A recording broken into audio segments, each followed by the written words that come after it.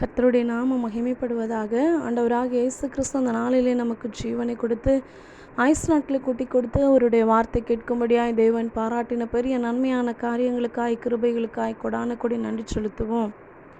இந்த நாளிலும் கூட கர்த்தர் நம்மளோடு கூட பேசுகிற வார்த்தை யோவான் 11ஆம் அதிகாரம் 40ஆம் வசனம் இப்படி சொல்லுகிறது: நீ விசுவாசித்தால் தேவனுடைய மகிமையை காண்பாய் என்று சொல்லி ஆண்டவராகிய இயேசு கிறிஸ்து இந்த நாளிலே நம்மளோடு கூட வெளிப்படுத்தி பேசுகிறதை பார்க்கிறோம்.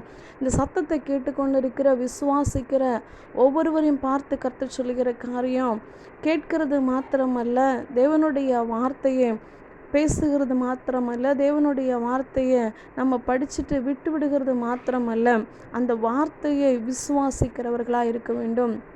அப்படி விசுவாசித்தால் தேவனுடைய மகிமையை காண முடிகிறதா இருக்கிறது. வேதத்திலே பார்க்கிறோம், விசுவாசத்தை குறித்து தேவ மனுஷர்கள் அநேகர் அவரை விசுவாசித்ததினால அநேகருடைய வாழ்க்கையில் தேவனுடைய மகிமை வெளிப்பட்டது. அநேக தேவ மனுஷர்கள் அவரை விசுவாசித்ததினால அவர்களின் நிமித்தமாய் கர்த்தர் மகிமைப்பட்டார். அவர்களை கொண்டு பெரிய காரியங்களை செய்தார். அவர் என்ன மனுஷர்களால் கூடாத காரியம் தேவனால் கூடும் என்று சொல்லி பார்க்கிறோம். ஆபிரகாமை குறித்து பார்க்கிறோம், விசுவாசத்தின் தகப்பனாக இருக்கிறார். சாராளுடைய கற்பம் செத்து போயிற்று, 2 பேருக்கும் வயசாயிருச்சு.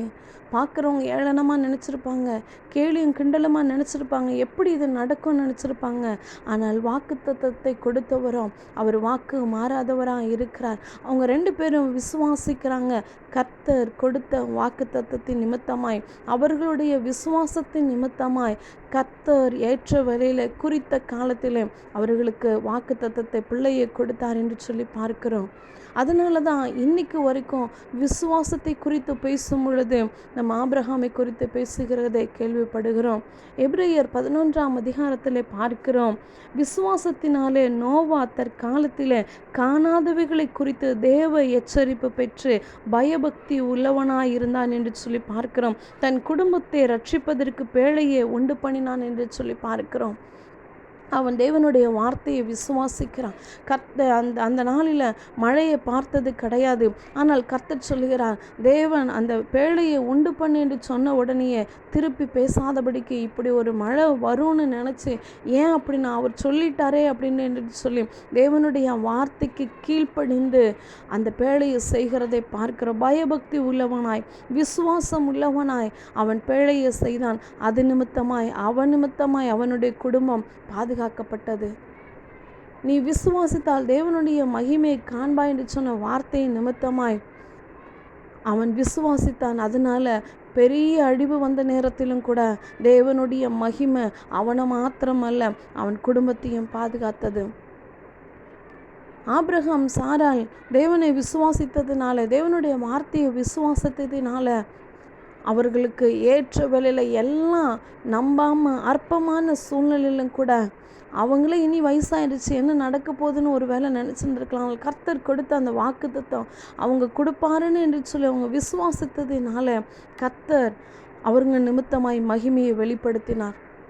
என் அன்பு சகோதரனே சகோதரியா, ஒருவேளை தேவன் நமக்கு கொடுத்த வாக்குத்தத்தத்தை நம்மளும் நம்மளுடைய வாழ்க்கையில் ஒருவேளை இது நடக்குமா நடக்காதா, இனி நடக்கிறதுக்கு வாய்ப்பு இல்லை. என் வாழ்க்கையில் இதே மாதிரி நிறைய வாக்குத்தத்தத்தை நான் கேட்டிருக்கிறேன், ஆனால் இன்னும் நடக்கலை, எங்கே நடக்க போகுது அப்படின்னு சொல்லி ஒருவேளை சோர்ந்து போயிருந்திருக்கலாம்.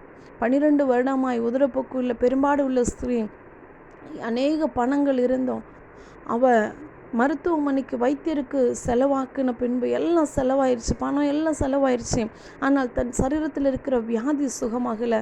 ஆனால் இயேசு கிறிஸ்துவை பற்றி கேள்விப்பட்ட உடனே அவ்வளோ கூட்ட ஜனங்களின் மத்தியில் அவருடைய வஸ்திரத்தின் ஓரத்தை தொட்டால் போதும் என்று சொல்லி விசுவாசத்தோடு கூட அந்த வஸ்திரத்தின் ஓரத்தை தொட்ட உடனே அவன் சரீரத்தில் இருக்கிற அந்த உதிரப்போக்கு நின்று போயிற்று என்று சொல்லி பார்க்கிறோம். விசுவாசம், வஸ்திரத்தின் ஓரத்தை தொட்டால் கூட போதும், அதிலிருந்து அவருடைய வல்லமை புறப்பட்டு போனது.